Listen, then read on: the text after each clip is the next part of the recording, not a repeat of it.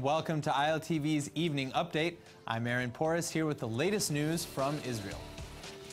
According to former IDF Chief of Staff Benny Gantz, Israel's main challenge to its national resilience is coming not from international delegitimization, but from internal division. At a conference at the University of Haifa, Gantz recounted how at a meeting of high-ranking ex-IDF officers, his colleagues raged against the radical ultra-Orthodox Jews who've been attacking uniformed Haredi and secular soldiers. He says the rifts are growing in Israel between left and right, between religious and secular, and between Arabs and Jews. Before the 1967 war, Gantz believes Israel was a mobilized society with a common goal. Cyber threats are also a pressing concern to Gantz, but it pales in comparison to the polarization of society. Many expect the former IDF general to enter politics as soon as he legally can, but others dispute Gantz's pessimistic analysis. According to a University of Haifa study, levels of patriotism remain consistent among both Jewish and Arab Israelis. But the co-author of the study shares Gantz's concerns about national unity. The Jewish Voice for Peace, a radical anti-Israel organization, is taking heavy criticism for their actions taken during the New York City Israel Day parade. During the parade, JVP members disrupted a number of floats, including one organized by several LGBTQ Jewish organizations. Members of the JVP infiltrated the parade by pretending to be members of the JQ Youth, an organization that supports at-risk LGBT youth from Orthodox Jewish communities. Around 1:45 in the afternoon, JVP members put on t-shirts and unfurled banners with such slogans as "No Pride in Apartheid" and "Deadly Exchange." Rebecca Vilkomerson, executive director of JVP, said that the LGBT float had been a carefully chosen target. In response to the disruption by the Jewish Voice for Peace, JQ Youth released the following statement saying that JQY believes it is an incredible act of bravery for LGBTQ youth to proudly and openly march through an audience of over 40,000 predominantly religious Jews. Marchers included teens who were kicked out of their homes, schools, and synagogues just for being who they are. These are teens who often struggle with self-harm, suicidal ideation, and internalized shame. Yet almost miraculously, they muster up the courage to face the communities that rejected them. Their message to the Jewish community is very simple: we all belong. As far as JQY is concerned, these youth are heroes, end quote. The statement goes on to say that JVP's actions were paramount to being both homophobic and anti-Semitic, and that the organization had vandalized their equipment.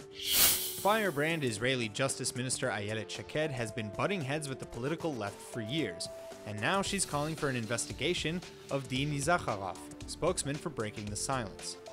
A video of the glib public face of the controversial organization has recently surfaced, in which he claims to have beaten a handcuffed Palestinian youth during his time as an IDF officer. Shaked, who called for the pardon of Elor Azaria after he allegedly shot a subdued Palestinian attacker, told Army Radio that if Zakharov really beat a Palestinian youth, he must be investigated and punished.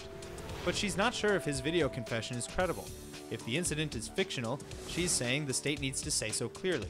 Shaked has pushed for a Knesset bill that would force Breaking the Silence and other NGOs like it to disclose their funding from foreign states and to publicize it in their official documents and promotional materials. Breaking the Silence receives money from Switzerland, France, Norway, and the Rockefeller Organization, among other foreign sources. Justice Minister Ayelet Shaked announced that from now on, all government legislation will explicitly mention whether or not it applies to the Jewish settlements in the occupied West Bank. During a series of committee meetings aimed at improving the quality of life in West Bank settlements, Shaked explained that, quote, "There is no doubt that the lives of residents of Judea and Samaria need to be exactly the same as the lives of other Israeli citizens." Currently, Israeli law is applied to settlements through individual military mandates that Tourism Minister Yariv Levin has called discriminatory and unequal. He went on to say it was time to liberate the residents of Judea and Samaria from Israeli military mandates and transfer legislative powers to the civil administration, the governing Israeli authority in the West Bank. During the meetings, the Jewish Home MK Shuli Moalem-Rafaeli said she had no desire to conceal the government's intention to annex the West Bank, adding that such a move must be done openly and not in a backdoor fashion. The West Bank is home to over 300,000 Jewish settlers who live there in alleged violation of international law. 5 lucky students who graduated the American Jewish Committee's Israel Advocacy Training Program got the opportunity of a lifetime to interview Prime Minister Benjamin Netanyahu, and some of the answers they received may be more illuminating than anyone had previously expected. When asked about the relationships that Israel may develop with the Arab world in the wake of the Sunni Arab states supposedly deciding to really fight terror, Netanyahu first lamented that Israel's name was not improved in the Arab Street, as he called it, of the Palestinian territories, but that in parts of the Arab world, Israel is no longer the demon it once was, and that Israel takes a back seat to some of these radical militant Islamic forces.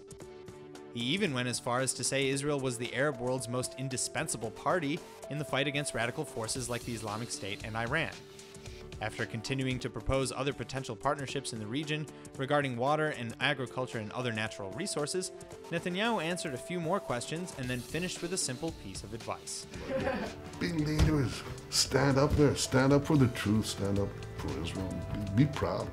That's all for now. Stay tuned on ILTV.tv for our main daily broadcast playing after this. I'm Aaron Porras, and see you next time with our morning briefing from Israel at 8 a.m. Eastern Time.